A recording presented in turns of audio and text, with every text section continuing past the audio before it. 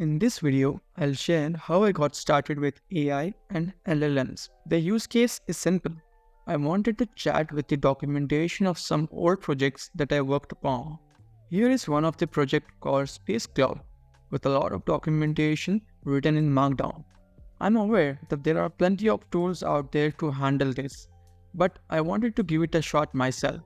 After all, what better way to learn than by working on real projects? In this video, we'll cover the following topics. You can pause and take a look at it. So, let's get started.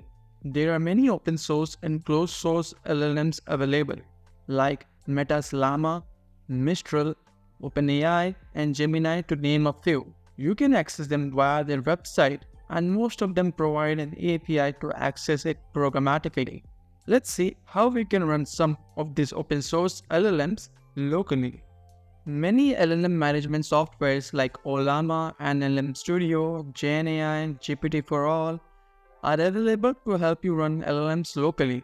We'll be using Ollama in this video.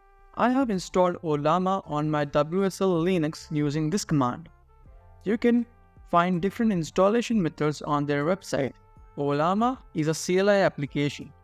To interact with Ollama, start the Ollama service using this command. This starts the server at port 11434. On ollama.com, you can find the list of open source models that can be installed. We will install Llama 3 8 billion model. Copy the model ID from the website and run this command. Ollama pull Llama 3.1 8 billion. This command will download the model locally. Once the model is downloaded, run this command to interact with the model. This will start an interactive session.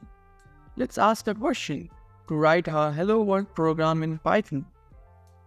Great, it works. Now, let's interact with our LLM programmatically using our Python client. Here is the code that uses Langchain's SDKs to interact with Ollama LLM. We are using the same prompt that we used previously in the CLI session. Let's test it out using this command. Great, this is also working. When I started my AI journey, I struggled with figuring out which models I can run locally without breaking my machine. Here is my machine specs. What I found is that LM Studio has a built-in feature that simplifies this. When you search for a model, it shows a green tag if your machine can run it and a red tag if it's incompatible, making it easy to know what will or won't work. Let me know in the comments if you know a better way. Using hosted LLMs is pretty straightforward. Just use their SDKs and obtain an API key from their website and put it in your client code. Here is an example of using OpenAI. If you have been working with LLMs on a daily basis, you understand that large language models are powerful, but they have limitations, such as hallucinations, limited memory, context size constraints, and outdated information. In this video, we'll focus on the challenge of providing up-to-date or specific domain knowledge, such as our internal project documentation. LLMs rely on pre-trained data, so they may generate outdated or inaccurate information. To overcome this, there are a few ways to make LLMs aware of the new data. First one is training from scratch. This involves building a model from the ground up with your specific dataset. However, it requires months of expensive hardware, and by the time the model is trained, any newly added data might still be missing from the model. The second one is fine-tuning a model. Fine-tuning adapts an existing model for specific tasks or domains by training it on smaller, targeted datasets. While it provides more specialized knowledge, it requires high-quality data and machine learning expertise to maintain and scale effectively. And the third one is RAG, Retrieval Augmentation Generation. A more efficient approach is RAG, where the LLMs dynamically pulls relevant real-time information from external sources during inference. This ensures more accurate and context-specific responses without needing extensive retraining or fine-tuning. For our use case, chatting with documentation, we'll leverage RAG to provide the LLM with access to our internal knowledge base. Specifically, We'll build a RAG application using the Llama 3 model, enabling the model to retrieve and use our documentation for more accurate and context-aware responses. Let me walk you through the architecture of our RAG application. We have several key components: an LLM, an embedding server for generating embeddings, a vector database to store and retrieve those embeddings, source documents, and a Python server that orchestrates everything. The process begins by generating embeddings. First, we load the source documents and chunk the data into manageable pieces. These chunks are passed to the embedding server, which generates the embeddings, and then we populate the vector database with this information. Once a user submits a query, the system performs a semantic search in the vector database to retrieve relevant facts related to the query. This retrieved data is passed to the LLM as additional context in the prompt. The LLM uses this context to provide an updated, more accurate response tailored to the query. That's the theory. Now let's see how it works in action. Let's begin by generating embeddings from our source documents. The source documents are already on the machine.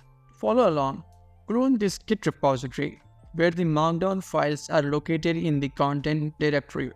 To generate embeddings, we need an embedding model.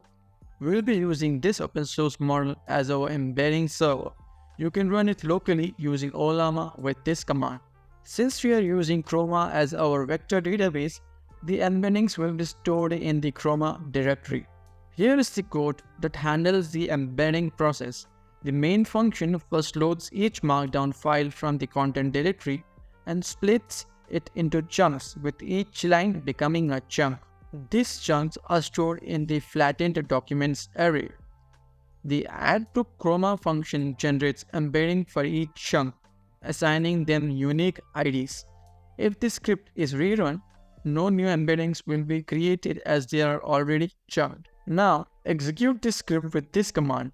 This will generate the embeddings and populate the Chroma directory. Before running, make sure Ollama server is active in the background. Here is how the directory will look after the embeddings are generated. Next, we move on to the RAG creation process. The code for RAG reads the query input from the CLI and calls the query RAG function. This function performs a semantic search on the vector database, and the results are fed into the prompt template.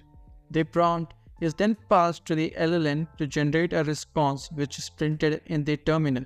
Let's test this code. Make sure the Ollama server is running to call the local LLM. Now run this command with the question, what is Space Cloud? And here is the output that I obtained. Let's ask another question. How many databases are supported by Space Cloud? As you see, it works. The next logical step is evaluating our RAG application, assessing how well it answers queries. There is a dedicated methodology for evaluating both RAG systems and LLMs, and several approaches you can take to improve them, like using re-ranker, combining LLMs, employing self-reflection, and optimizing prompt engineering. Improving the RAG model can become a deep dive on its own, so it's essential to know where to stop. I have outlined some key questions you can consider when refining your RAG system. These topics could be explored in a future video, so we won't dive into the evaluation in this video. Let me know in the comments what you'd like to see covered. Now that we have tested our application, it is great if you are the only user or owner, but ideally you'll want to make it accessible for other users, either programmatically or via an interface. When it comes to exposing application programmatically, OpenAI has set the standard for API design, and their format is widely adopted. By implementing our API to match OpenAI specification, we can leverage their SDKs, simply changing the base URL to point to our server, and users will be able to interact with our application seamlessly. That's what we'll be doing next. While there are other formats like Ollama, for this video we'll stick with the OpenAI specification. You can review the full specification here, but at its core, we need to implement two key endpoints: the model list API and the completion API. Here's how you can set it up. We will be using Fast API to build a simple HTTP server that listens on port 8000. This framework makes it easy to implement the required endpoints quickly. The first API we need to implement is the model list endpoint. This API returns a list of available models in a specific format. The key details here is the unique identifier for each model. For example, we will be naming our model custom llama and ensure that it follows this structure. The important part is that the ID should be unique, as its serve users will reference this model. Next, we implement the chat completion API, which will handle the user's input query. This endpoint takes the user's prompt, processes it through our model, and streams the generated response back to the user in real time. This makes the interaction feel dynamic, just like OpenAI's API. Now run the server using this command. Now that we have an OpenAI spec compatible API server, let's hook it up with a beautiful user interface. We will use the open source application called WebUI, formerly known as Ollama UI. It's a customizable user interface for interacting with chatbots. Use this command to run the application in a Docker container. Open the app on browser at localhost 3000, select our custom model, and start chatting with it. Let's ask the same question, what is Face Cloud? And let's observe the output. As you can see, it's working. Well, that is it in this video. Please write in comments what you want to see in the next video.